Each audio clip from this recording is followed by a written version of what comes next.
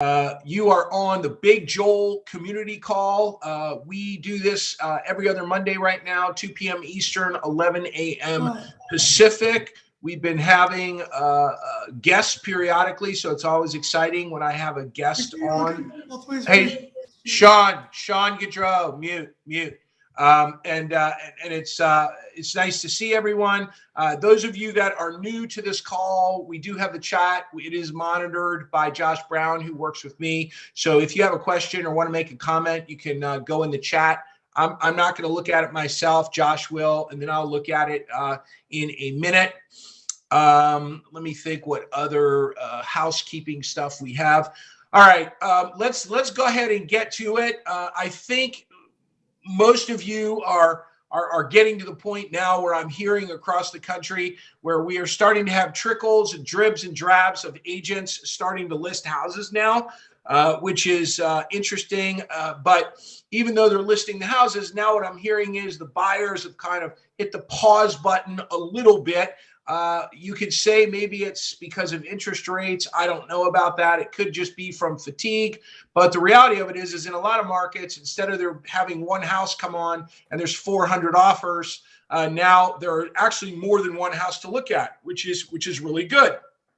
So, a couple of common themes are, number one, I just want to let you know before I get to my guest here, it doesn't matter whether the rates are 12% or 4% or 1% or 13%. People still buy houses when they want and need to. It always happens. It doesn't really matter what the rates are. So if you're sitting around having a pity party for yourself about the fact that the rates are high and that's why I can't do any business, I'll tell you that today's guest probably is going to make you feel bad because he's doing a lot of business no matter what the rates are. The other thing I wanted to bring up just before we get over here to Mr. Brian Minkow is I've been talking a lot about this, about products. We have a lot of people on this call, not myself or today's guest, but a lot of other people that have never sold anything but a 30-year fixed. And I just want to put it out there and let you know that now is the time to start finding coaches and mentors in your company, in your office that have sold other products besides 30-year fix and starting to learn those products right now. Guys like our guest today will eat your lunch if your client talks to him and then talks to you and you really don't understand different programs and know how to structure files. It's as simple, even right now, as just understanding how to use MI, how to use different scenarios to maybe increase a down payment. There's all kinds of different things you can do. But if you're not good at that and you're just used to quoting a 30-year fixed rate and praying, you're going to have a big problem as we go forward. So today's guest is Brian Minkow, coming in hot from Homebridge in sunny Southern California in the San Fernando Valley.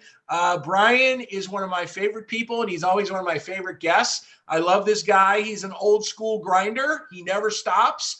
He was at the tippy top of the Scotsman's Guide years ago before most people didn't even know what it was.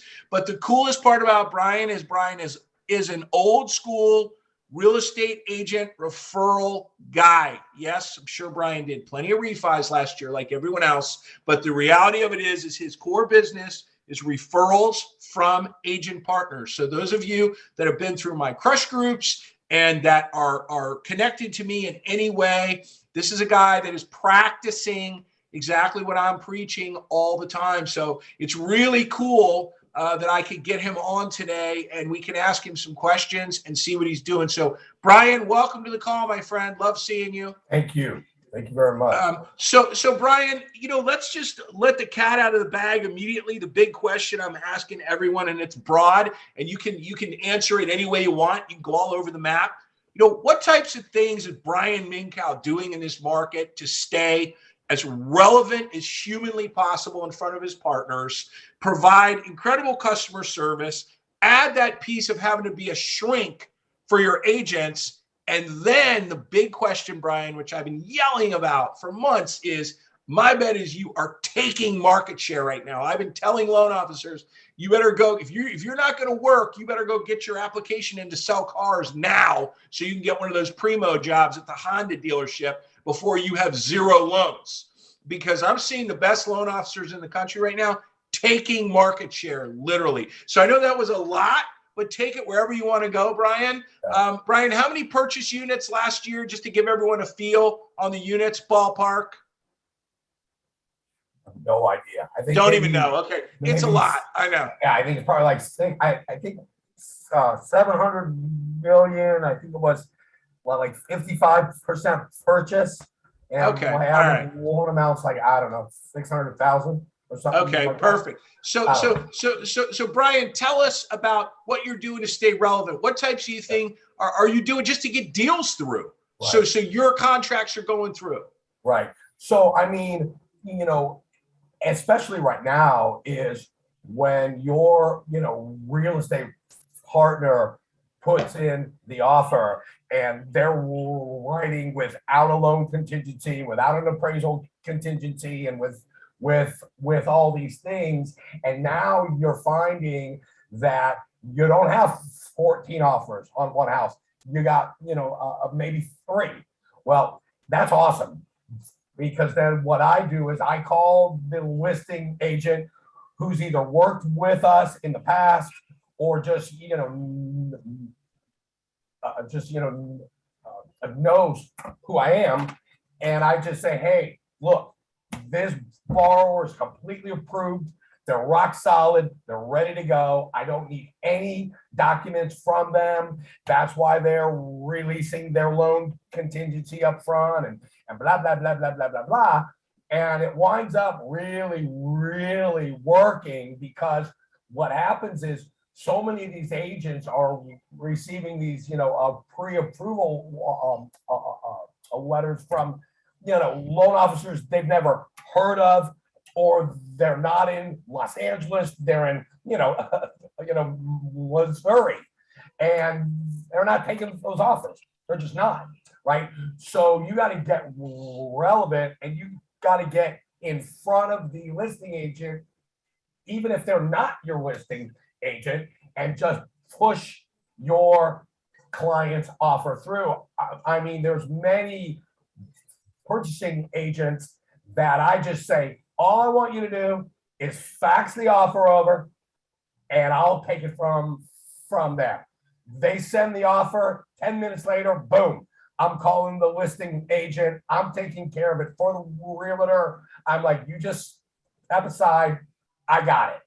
And I just go and I just make it happen for them, because the buying agents are like, oh my God, I don't know. How do I do it? What do I do? And I just tell them, just step aside. I got it. So Brian, I've had, I don't know how many people I've had on here over the past, 6 months, 4 months, 5 months. Everyone is saying the same thing, right? That you're saying, because I only put people on here that know what they're doing. Everyone is saying the same thing. And then you hear the listing agents literally say, you're the only one that called me. That's right. Which I just, it's so hard for me to wrap my head around that the best loan officers in the country are saying, call the listing agent and sell the deal through. Right. And people are still not doing it. It's amazing. And not even that. And then what I do is I then take it one step further, and I tell the listing agent, I say, hey, when this offer closes on time without any hiccups, let's make sure that your next transaction, you're calling us. So I'm taking that listing agent as well. And I mean, we're picking up agents every day. Why? Because the loan officers are just gone. Nobody's working. Everybody's out to lunch, and I'm loving it. So Brian, I want to key on something you said that these guys hear me yelling and screaming about all the time. And I love when I do either a good podcast or something, and Brian will text me at like 5 o'clock in the morning, something like that. Cracked me up, Joel. That was awesome. But when he said completely pre-approved people, those of you that have been through crush groups with me, I see a bunch of you on this call right now. You know what that means. Completely pre-approved. I don't know if you heard what Brian said. I'd like to roll the tape back. We have everything. By the way, everybody, that means LOXs, large deposits. Everything is done, completely done. Contract, order the appraisal, get the title work, get the HOI, get the earnest money, bye-bye, closed. And so the best loan officers in the country are rolling like this. And I'm telling you, if you have to compete against one of these guys or ladies, you're going to have a big problem because these guys are dialed. And you know, the name of the game, Brian, I'm assuming you'll agree, is contract to close. I mean, how fast can you jam that thing through, right? Yeah, and if you're completely done, you're blazing through, right?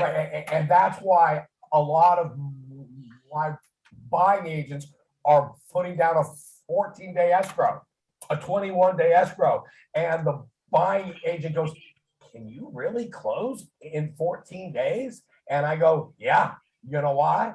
Because they're completely done. They're approved. I just need the appraisal, the title work, done. Let's go to docs. So, Brian, what are your agent partners? And I know you understand partnering with agents, so you have deep relationships with them. How much work, what have you done to get them on board, really helping? Because I think you and I both know that, man, it makes it a lot easier when the agent tees you up correctly. Like, hey, Brian is going to come hard at you, or Brian's team is going to come hard at you for these docs. Please give them the docs. Talk about that a little bit. Is that done over lunch? Is that done over the phone over time? Is that done? How do you have those conversations? I hear loan officers struggling with that all the time. Most of the time, most of the reason, Brian, they're struggling is they don't have a deep enough relationship with the agent anyway. And the agent thinks the LO is just trying to like put their job on the agent. When really what we're trying to do is help the agent move the people through quicker. Can you talk about that a little bit? Yeah, no, absolutely. I mean, what I've done is over the years and years, I've shown the agents, hey, look, you set up the intro email, intro call, whatever you want. I'll reach out to the buyer. I'll get their stuff. I'll get them completely approved for the max they can go. And all I want you to do, realtor, is when the buyer calls you and says, hey, I saw this house on 144 Apple. You call me first so I can say, no, don't show these people a single house. Why? Because they're not approved. Don't even get them in your car. Don't waste your time.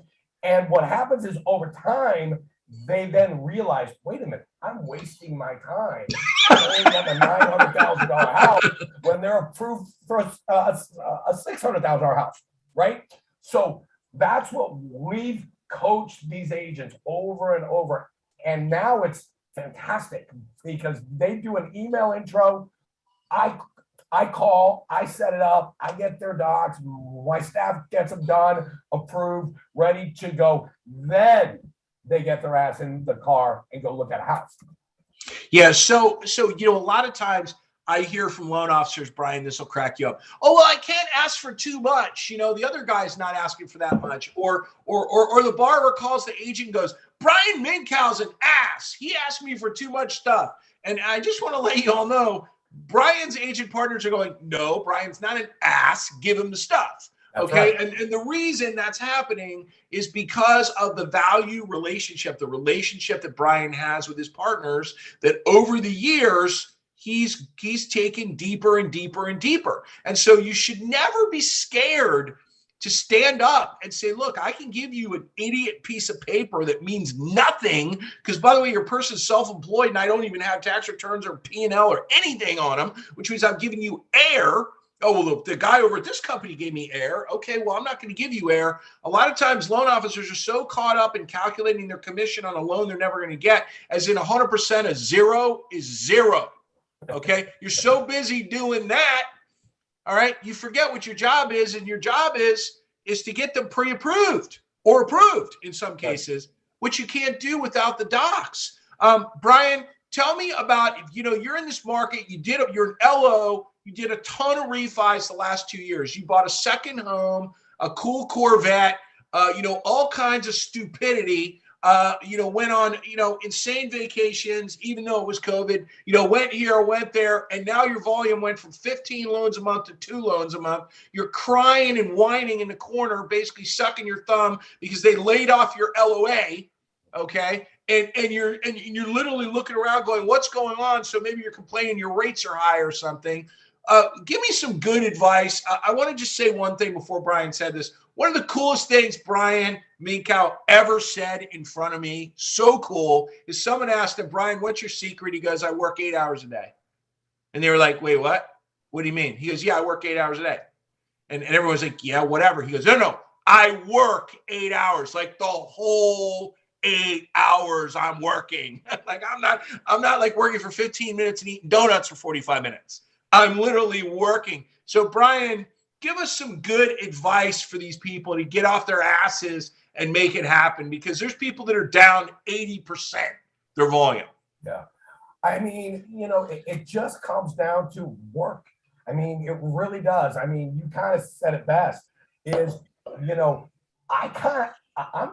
kind of happy the rates are kind of higher right now. Why? Because all the people that got in this business that thought it was easy, now they can go back to selling shoes. So I love it, because now they can't sell. They can't do anything because all they know how to do is quote a 30-year fixed rate, right? So, I mean, bottom line is at the end of the day, it's the same job that you did last year. It's the same job that you did 2 years ago.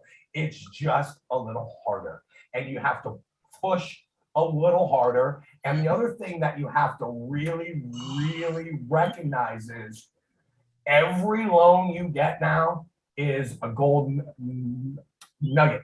You can't lose it. You cannot lose that loan. So what I think many loan officers have done in the past couple of years is when they lose a loan or they don't call someone back, they just say, whatever, I'll go get another one. Well, you ain't getting another one. Not for like 4 or 5 days, right? So every loan, every referral you get now, you got to take it, grab it, and go, and make sure that buyer, that refi, whatever it is, they're using you, right? Because what happens is now I call people back and they go, wow, I called 3 other loan officers, but they never called me back. What? Like, are you serious? Right?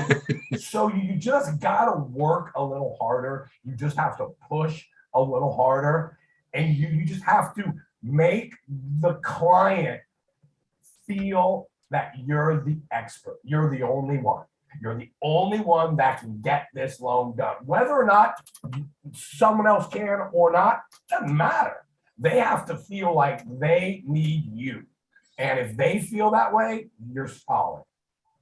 So, Brian, are you ending up on a lot of calls? I'm hearing this already, where just the creativity of you knowing how to put a deal together, you're just locking down business on that, whether you're getting creative with MI, getting creative with down payments, getting creative with stuff like that. I'm hearing, from a lot of LOs, they're not even newer LOs. They've been in the business 5 or 6 years, but they've just sat and stared at a rate sheet and quoted a 30-year fixed and maybe taken a PE on it or whatever, and never even thought about it before. Never think about, Brian, the programs that I know when I was originating loans back. I mean, just think about all the different, when you're looking at something, you're looking at maybe 10 different programs, and you get on the phone with a really experienced loan officer. I like telling rookie loan officers this all the time just to make them mad at me. I'll say, look, I'll be a quarter and rate higher than you and smoke you. You're toast. I'm getting a loan. It's over. You're going to lose. You know what I mean? It's got nothing to do with that, because the client's going to be way more comfortable with me when I'm done, because I'm going to really explain what's best for them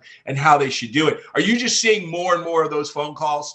They just piling up right now? Well, yeah. I mean, look. You got to understand. When I started in business in 1998, I didn't have a fixed rate mortgage. I worked for a WAMU, and we only sold option arms. That's it. If you wanted a 30-year fix, I'd say call Wells Fargo. Have a nice day, right? So I love this market. I love to be able to kind of separate myself from everybody quoting a 30-year fixed rate. I'm doing conforming first. I'm doing HELOCs on the back. I'm doing arms. I'm doing interest only. I'm doing all kinds of stuff that everyone's like, huh? What's that? How do you do that? And what I'm doing is I'm showing the client, hey, don't put 20% down. You don't have to. Why don't you put, 10% down, or why don't we do this, this, and that? And then they're like, wait a minute. So I don't have to put 20% down. I'm like, nope. And they're like, wow, okay, let's go, right? That's one thing. I'm just waiting for the option arm to come back. Then I'm rolling again. Hey, Brian, I was just telling someone, I have the original Countrywide 1 month from 2005, never touched it on my house. And people don't understand the math. And I'm like, let me show you the math. I'm paying 2 1/8 interest only and have never paid the neg am. And they're like, wait, what? I'm like, yeah, why would I ever be in a 30-year fix or 15-year fix? It's the dumbest loan ever, comparatively. But I'm excited, and you're right. I kind of like the rates, inching up a little bit. I want to get those products back out on the street. It's just gonna spur buying. It's just gonna spur more buying. The challenge is, Brian, for these loan officers, a lot of these LOs, they're not prepared for that market. They're not. I mean, you're going to wipe the floor with these guys and gals because they never sold it. And there's lots of smart people on this call. I mean, Brian, what would you have people start doing with that right now? Doing their own research, or do you sort of agree with my premise? Find someone in your company, take them to lunch, start talking to somebody that's been around that can start teaching you. Because I think those programs are common. I don't know what you think, but I think they're common. Oh, no, absolutely. You got to look at the organization that you work for, and you have to figure out what products they offer. What do they help with? How can you make yourself stand out? Because if you don't stand out right now, you are toast. You're toast. And guys like us, we're gonna snag every loan, because they're gonna hear you guys say one thing, and I'm going to say the complete opposite. And then they're going to go, well, wait a minute, what? You're basically telling me the complete opposite of what the other person said. And I said, well, that's why. Here's why. Boom, boom, boom, boom, boom, boom, boom. And your organization should have, HELOCs, arms, equity lines, whatever you can sell to kind of stand out from everybody else. That's what you got to do. Now, Brian, you talked about just picking up the phone and returning calls. For those of you that are still in second home Corvette mode, refi, in the basking in the glow of refis, turning your phone off for 4 hours, not returning calls, playing golf all day, calling back when you want. Just so you all are, crystal clear, Brian's picking up his phone while you're not picking yours up. And he's doing a lot of business. Meaning what I'm trying to say is the loan officers that are doing a lot of business are picking their phones up. Okay, they're not their phone is not off because they're having private me time or whatever. Especially right now in this market, you will pay heavily for not being responsive in this market or not delivering what you say you're going to deliver. These agents, Brian went right there. Brian, it was great. We haven't had anyone talk about that yet. When you were talking about, you got to treat every loan like gold. Like you got to keep it, you got to get it, you got to keep it. You can't say, oh, I'll get another one. Think about these agents. Think about your agent partners that may have written 20 contracts with that borrower. I mean, they're just fatigued from writing contracts. You think they make a lot of money. Their hourly rate's $10 an hour by the time they're done because they've written so many contracts. And then you fumble it for some reason. That's very, very bad. That would be very bad for you. And then it's even worse if another loan officer steps in and just crushes it right over the line and then goes the extra mile like a Brian Minkow and goes, meet me for a beer right now. Or whatever, then it's over. I mean, you're gonna lose a partner that you thought you had because you took your eye off the ball. So, now more than ever, you cannot take your eye off the ball. Your foot has to be completely on the gas. If you want to be standing in October, the way Brian and there's a whole bunch of people on here right now that I know will be standing, I can see them, will be standing the same way. You want to be standing there with market share, meaning your volume actually going up, not down. You have to be doing that type of stuff. Brian, anything else? Any other little kernels? If you got nothing, it's totally fine. But anything else you want to throw out there to the crew? Got a couple more minutes? Yeah, no, absolutely. I mean, look, in this market, it's obviously harder. It's more of a challenge, but it's just really, honestly, I know that most people go, huh? You just got to work a little harder. Honestly, I mean, you really do. You just have to, make that one extra call. Make sure that before you go home, you've called everyone back. Make sure that before you go home, you have responded to every email, right? Because if you don't, someone else will. And then you're hosed. You're completely hosed. And the other thing that, I've been doing and my whole staff has been doing is we're adding states left and right. I'm now licensed in 18 states now. So I'm in California, Nevada, Arizona, Texas, Florida, blah, blah, blah, blah, blah, blah, on and on. Why? Because last year I probably referred out 100 loans. So I'm not doing that again, right? So we're get licensed everywhere so we can just do everything, do the entire U.S. Yeah. So, I mean, just got to work a little harder, honestly. It's funny, you hear this, everyone's always, everyone's looking for these smiley, nice, warm, fuzzy, what are all my tips and tactics and strategies? And the number one easiest strategy, work a little harder, seems to be the hardest for a lot of people. And it's amazing, it's that word grit. It's one of the best words ever, grit.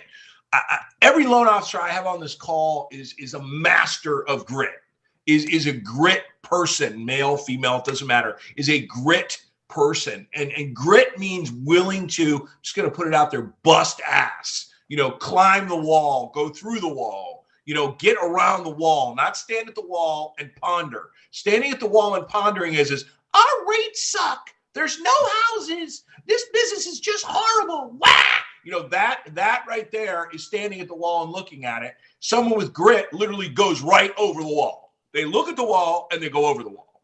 And that is what Brian just said. It's timeless advice. Work a little harder. How about just don't go home, don't knock off, don't stop until you're done. Literally. And by the way, if you have to get up at 6 o'clock in the morning to get your stuff done, then do it. It's there's no other time. You all are in one of the greatest businesses there are. You can get paid so much money to do what you do, and to complain about it and not be willing to get up in the morning and work, or get up a little earlier, or do what you got to do at night or whatever. It's astounding to me that people think they're entitled to make as much money as a lot of people on this call make and not work for it. I mean, the 4-hour work week, BS, or whatever. That's the biggest crock of crap I've ever heard in my life. I mean, that I haven't met one person, unless they're a trust fund person and the money was handed to them, that gets where they're going doing that. Okay, right. Brian, we really appreciate your time.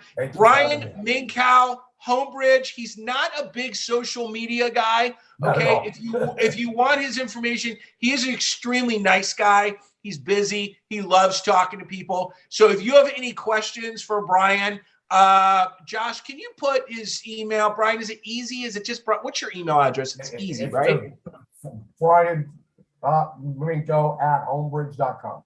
Okay. So Brian with an I dot Minkow, Minkow at homebridge.com, correct?